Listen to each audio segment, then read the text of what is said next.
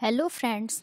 आज हम आपको परमाणु बम से संबंधित कुछ ऐसी बातें बताएंगे जो शायद आपको भविष्य में कभी काम आ सकती हैं। अगर कोई देश हमारे देश पर परमाणु हमला कर दे तो हम उससे कैसे बचेंगे और आखिर ये परमाणु बम कैसे निर्मित होता है। परमाणु बम, जिसका नाम सुनकर ही हर इंसान डर जाता है क्योंकि ये एक ऐसा बम है जो बहुत अधिक मात्रा में विनाशकारी होता है। तो आइए जानें आखिर क्या है ये परमाणु बम। दोस्तों, परमाणु बम बनाने में प्लूटोनियम, यूरेनियम जैसे रेडियोधर्मी तत्वों का इस्तेमाल किया जाता है। ये तत्व ऐसे हैं जो खुद की ऊर्जा पैदा करने में सक्षम है। एक मुट्ठी भर यूरेनियम से इतनी ऊर्जा पैदा की जा सकती है जितनी कि एक ट्रक कोयले से। विस्फोटक के तौर पे इस्तेमाल करने से 1 किलो वजनीय परमाणु बम इतना ही घातक होता है जितना कि 10 लाख किलो वजन का कोई साधारण बारूद वाला बम।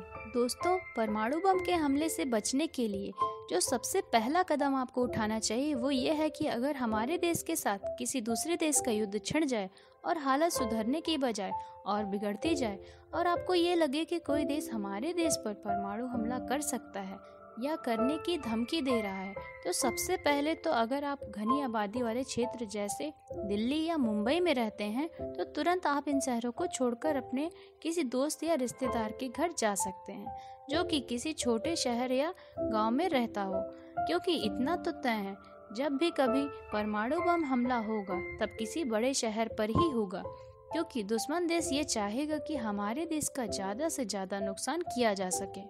ऐसे किसी शहर जहाँ कोई ऐतिहासिक इमारत हो जैसे आगरा शहर में भी परमाणु हमला होने के ज़्यादा आसार हैं। तो सबसे पहले तो आपको यही कोशिश करनी चाहिए कि ऐसे किसी भी शहर से आप दूर चले जाएं। दुनिया के कई बड़े देश आजकल अपने बड़े शहरों में ऐसे शेल्टर बना रहे हैं जिन पर परमाणु बम बेअसर होंगे। इन शेल्टरों में वहां के निवासी हमले की दशा में वहां जाके अपनी जान बचा सकते हैं, लेकिन भारत में ऐसे शेल्टर सिर्फ आर्मी के लिए हैं और बड़े वीआईपीज़ के लिए हैं, आम आदमी के लिए नहीं। ऐसे में यदि आपके शहर में अंडरग्राउंड मेट्रो स्टेशन है तो परमाणु हमले के दौरान वे आपके लिए जीवनदायी साबित हो सकते हैं, क्योंकि ये स्टेशन काफ़ी गहरे और मजबूत बने हुए हैं जिन पर परमाणु बम बेअसर होंगे। दोस्तों, यदि परमाणु बम आपकी लोकेशन के 5 किलोमीटर में गिराया गया है तो आपका बचना बहुत ज़्यादा मुश्किल होगा, क्योंकि अगले 3 सेकंड में ही आपका अस्तित्व समाप्त हो जाएगा। यदि परमाणु हमले से आपकी लोकेशन 5 किलोमीटर से ज़्यादा है तो आप बच सकते हैं। धमाका सुनाई देने के बाद अगर आपके पास कोई बेसमेंट हो तो जितनी जल्दी हो सके उतनी जल्दी आप बेसमेंट की शरण ले लें। यदि आप सीढ़ियों पर हैं, बेहतर होगा कि आप सीढ़ियों से छलांग लगा दें, क्योंकि बेसमेंट में पहुंचने के लिए आपके पास ज़्यादा से ज़्यादा 6 सेकंड का समय होगा।